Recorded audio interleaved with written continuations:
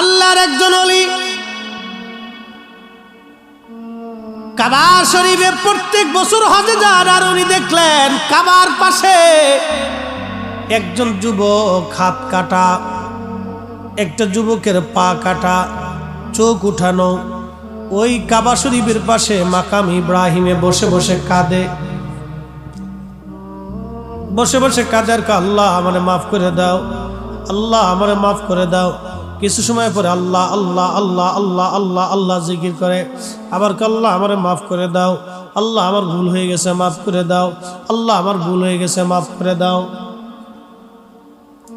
প্রত্যেক বছর আল্লাহর ওলি হজে যায়, যত সময় মক্কাতে উনি কাটায় তত সময় দেখে মাকাম ইব্রাহিমে বসে বসে আল্লাহ আল্লাহ করে আর খালি মাফ চায় মাফ চায়। শেষ বেলা একদিন যে জিজ্ঞেস করলেন, হে আল্লাহর বান্দা, তুমি এখানে বসে বসে কান্দো, আমি দেখি তোমার পা কাটা, চোখ নাই, কারণ কি? তুমি ক্ষমা চাও।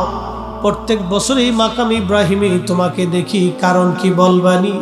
লোকটা চোখের পানি ছেড়ে দিয়ে বলে, হুজুর কে আপনি? বলে আমি শিবলি নুমানি। বলে হুজুর কারণ কি? কি জন্য আপনি জিজ্ঞেস করেন? বলে বন্ধুরে, তোমাকে যতবার আমি কাবায় আসছি ততবারই তোমাকে এখানে দেখি, কারণ কি? তোমার পা নাই, চোখ তোমার নাই, তুমি অন্ধ, তুমি কাঁদো। আল্লাহর বান্দা বলবা কি? তোমার জীবনের কি ঘটনা ঘটেছিল? তখন আল্লাহর বান্দা কেঁদে দিয়ে বলে, হুজুর আমার জীবনের একটা ভুল আমাকে এখানে নিয়ে আসছে, কিন্তু জানি না রাব্বে কারীম আমার জীবনের গুনাহ মাফ করছেনি। বলে বলো তোমার জীবনের ভুল কি? ওই লোকটি কেঁদে বলে, হুজুর আমার আব্বা জান ছিল কাঠুরিয়া, আমার আব্বা মারা গেলেন, তখন আমি মায়ের কোলের মধ্যে দোলনায়, আমার মা ইচ্ছা করলে আরেকটা বিবাহ করতে পারতেন, কিন্তু আমি সন্তানের দিকে তাকায় মা দ্বিতীয় শাদী করেন নাই, দ্বিতীয় স্বামী গ্রহণ করেন নাই। আমার মা আমাকে নিয়ে জীবন সংসার চালাইতে লাগলেন। আমি বড় হলাম, বাবার কাজ কাঠুরিয়ার কাজ আমি ধরে ফেললাম, কাঠ কেটে বিক্রি করে কোনো রকম সংসার মাকে নিয়ে চালাইতে লাগলাম। একদিন মা আমাকে ডেকে বললেন, বাসারে তুমি তো বড় হয়ে গেছো, তোমাকে বিয়ে দেওয়ার দরকার। এই জন্য আম্মা জান আমাকে পাত্রী দেখে বিবাহ দিলেন। হুজুর বিয়ে হয়ে যাওয়ার কিছুদিন পরে সংসারে ঝামেলা লেগে গেল। আমার বিবি আমার মাকে সহ্য করতে পারে না, মাঝে মধ্যেই ঝগড়া হয়। ঝগড়ার একটা পর্যায়ে আমি সমাধান করার চেষ্টা করি। হুজুর আমি গরিব মানুষ, কাঠ কেটে কেটে আমি বাজারে বিক্রি করে কোন রকম সংসার আমি চালাইতাম। ও আল্লাহর ওলি, একদিনের একটা ঘটনা, আমি সকালবেলা ফজরের নামাজ পড়ে আমি আমার বিবি সাহেবকে বললাম, বিবি রে আমি জঙ্গলে চলে যাচ্ছি কাঠ কাটার জন্য, দুপুরের খাবারটা আমাকে জঙ্গলায় পৌঁছাই দিও। আমি কথা বলে চলে গেলাম। সকাল সকাল সেই দিন বেরিয়ে গেলাম, সারাদিন কাঠ কাটলাম, কিন্তু আমার বিবি আমার জন্য জঙ্গলে খাবার পাঠাই নাই। সন্ধ্যা লেগে গেল, বাজারে কাঠ বিক্রি করে আমি বাড়ি ফিরে আসলাম বাজার সদাই করে। এসে দেখি বিবি ঘরের এক কোনায় বসে আছে। জিজ্ঞেস করলাম, বিবি কি রান্না করেছো, খাবার দাও, সারাদিন আমি বড় ক্ষুধার্ত। বিবি বলল, আজকে কোনো রান্না বান্না করি নাই।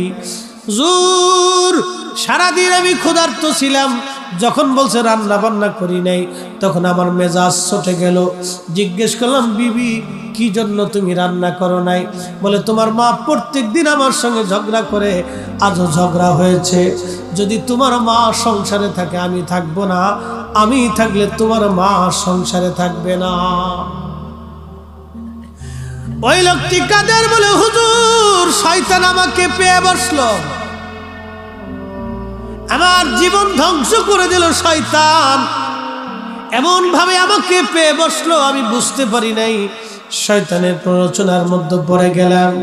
বললাম, বিবিরে বলো মা কোন জায়গা আছে?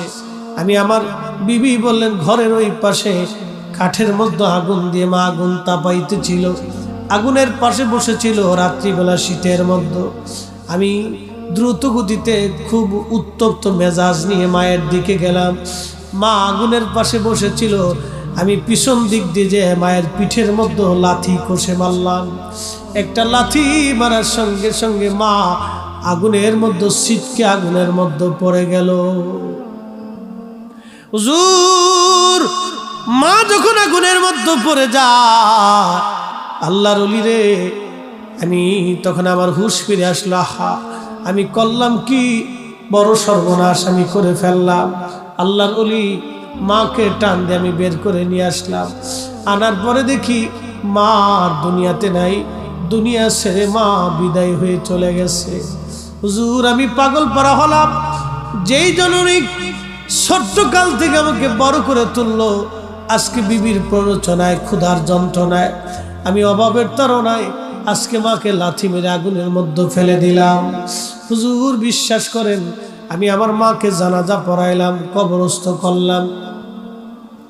কবরস্থ করার পরে আমি যেই বিবির প্ররোচনায় মাকে লাথি মেরেছিলাম, চিন্তা করলাম না এই বিবি আর ঘরে রাখবো না। বিবির সাথে আমার তালাক হয়ে গেল, সারাসারি হয়ে গেল। আমি বিবি জুদা করে দিলাম, তালাক মেরে দিলাম। হুজুর, বিশ্বাস করেন, এরপরেও আমার মন মানে না। চিন্তা করলাম না, তওবা আমার হয় নাই, এরপরেও কি মালিক আমাকে মাফ করবেনি। বাড়ি চলে আসলাম, চিন্তা করলাম যে পা দিয়ে মাকে লাথি মেরেছিলাম, এই পা আর রাখবো না। এই পা আমি বেঁধে নিয়ে কোরাল দিয়ে নিজে হাতে পা কেটে ফেললাম। হুজুর, এরপরেও আমি চিন্তা করলাম যদি আল্লাহ মাফ না করে, যেই চোখ দিয়ে আমি আমার মাকে দেখে লাথি মেরেছিলাম, হুজুর, আমি নিজে ইচ্ছায় চোখ দুটি নষ্ট করে ফেললাম। যদি আল্লাহ মাফ করে, তারপর আমার মনে শান্তি হয় নাই।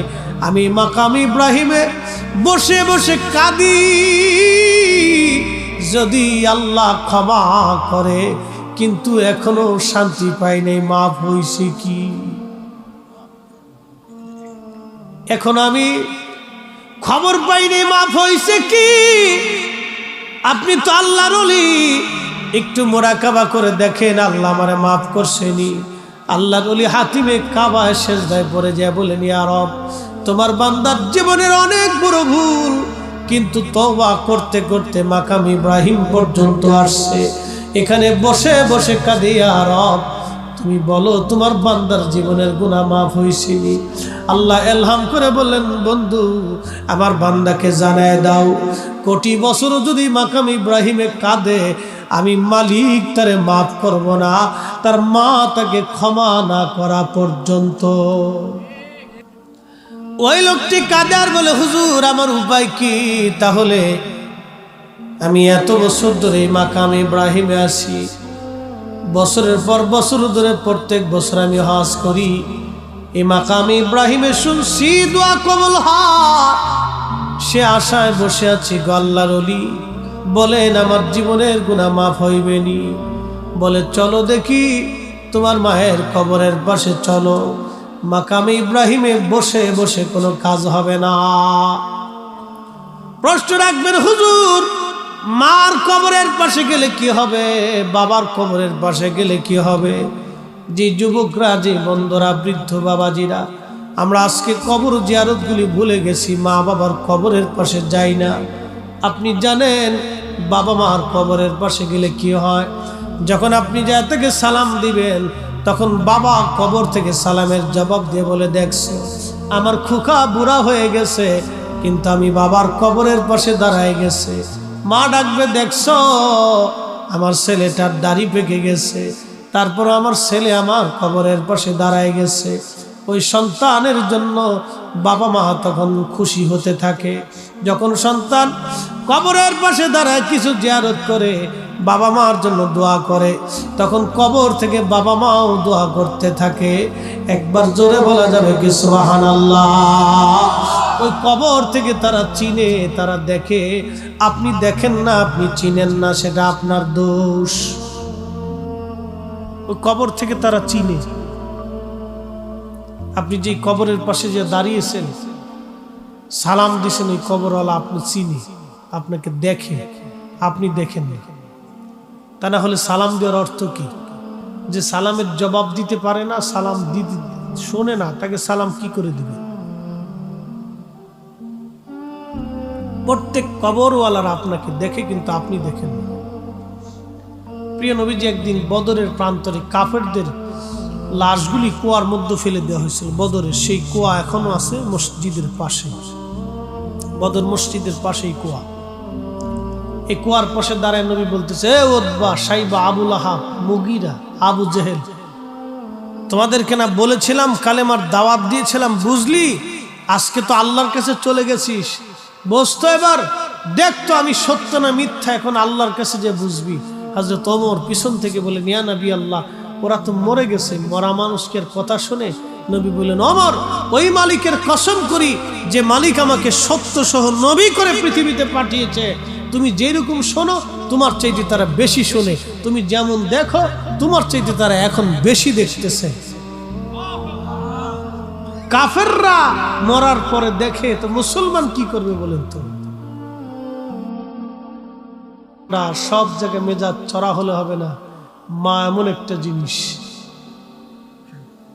রব্বে কারীম জানিয়ে দিলেন, কিয়ামত পর্যন্ত যদি হায়াত হয়, মাকাম ইব্রাহিমে বসেও যদি কাঁদে, আমি আল্লাহ তাকে মাফ করব না, তার মা তাকে ক্ষমা না করা পর্যন্ত।